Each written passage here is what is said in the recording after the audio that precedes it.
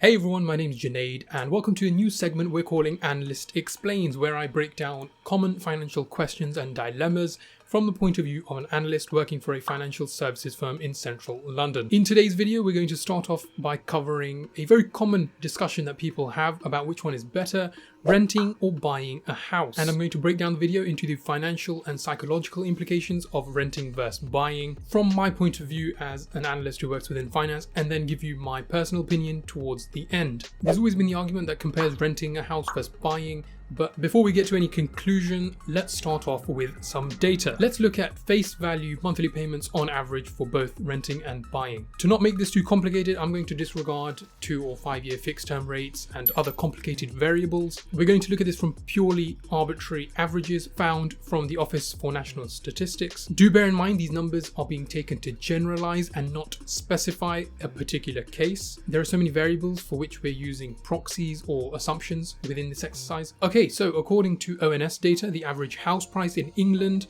for April 2023 was £306,000. In London, that price jumps to £534,000. The average interest rate has gone up by, I'm not entirely sure how many basis points, but it's at 6.3% on average. Assuming an LTV of 85%, meaning you have a deposit of the UK average of 15% of the purchase price of the property. Over a term of 30 years, again, which is the UK average, it's actually recently gone up from 25 years to 30 years. Using these parameters, your monthly mortgage repayments would be £1,640 in England, and that jumps to £2,810 in London. Now, let me introduce an extra step into this exercise that we're doing. Let's work out what your salary would need to be able to afford these monthly repayments. The rule is that approximately a third of your salary should be used to pay for your mortgage. After monthly deductions, that's what mortgage lenders tend to look at. I'm certain that ratio isn't actually indicative of actual market rates, but again, for the purposes of this video, we're going to use 1/3. Assuming a monthly payment of £1,640 in England or £2,810 in London, you need to have a monthly income of £4,920 and £8,430 respectively after tax and national insurance to be able to afford the average monthly mortgage repayment. That means your income needs to be £87,000 in England or £180,000 in London. Now, before you say people don't pay a third of their salary towards mortgage, that's far too low, people definitely pay more.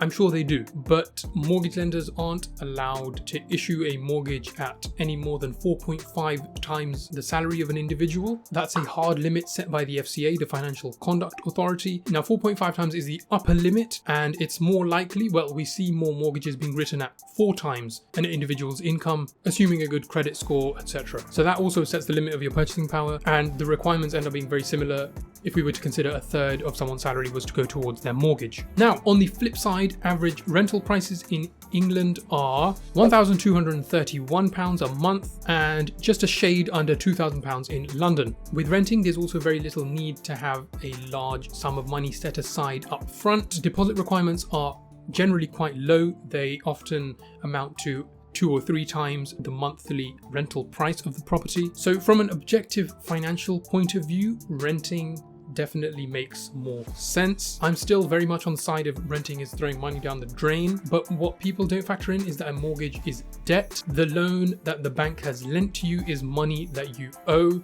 with interest. Admittedly, a mortgage is seen as good debt, but then again, you are tied to that property for 30 years or whatever the length of your mortgage term is. You can't go into arrears on mortgage repayments for any more than 2 or 3 months because otherwise the bank will come and repossess your property. Also, we've discussed the deposit when buying a house, but there are also other fees, maintenance fees, buying fees, mortgage fees on top of that you have to keep in mind. But with a mortgage, at least you have something to show for it at the end of the day. You're building equity within the property as compared to renting where you're left with nothing at the end of the day. I see renting more as a long-term extended form of accommodation. Now let's take a look at the pros and cons of buying a house. Buying a house means you have long-term security and you don't stand to be moved out by a landlord on short notice. You'll also be able to make the property your own. Furnishings, paint and flooring is all up to you, even extensions with planning permissions are all up to you, so you end up having much more autonomy. As we mentioned before, the more time passes, the more equity you're building within the property, which is essentially an investment into your future. One of the largest cons of buying a house is that the barrier of entry is very, very high, especially in London. Upfront costs alone can amount to huge sums of money. There are also additional maintenance costs that come along with buying a house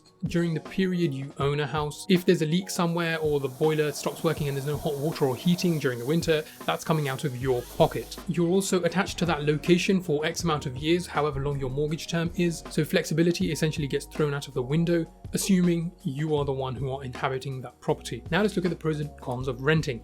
The most distinct advantage of renting seems to be flexibility. It's easier to move around out of a property and into another one if that's what you're looking for. Also, property maintenance is not your responsibility. It falls upon the landlord to sort out any issues that arise within the property, but you are paying someone else. It's entirely possible that your landlord purchased the property as a buy-to-let and you're essentially paying for their mortgage. They're building an asset while you're paying for the accommodation. You're also bound by the tenancy contract, so there's very little in the way of modifying or making the house your own. And lastly, there's the security aspect. You don't have direct control over your lease period, and you could be subject to a significant rent hike or be asked to vacate the property on a very short notice. In short, buying is more expensive up front, but renting is more expensive in the long term, which leads nicely into my personal opinion. I think renting over longer periods of time makes no sense whatsoever, but it is a predicament that a lot of people find themselves in, increasingly more now as house prices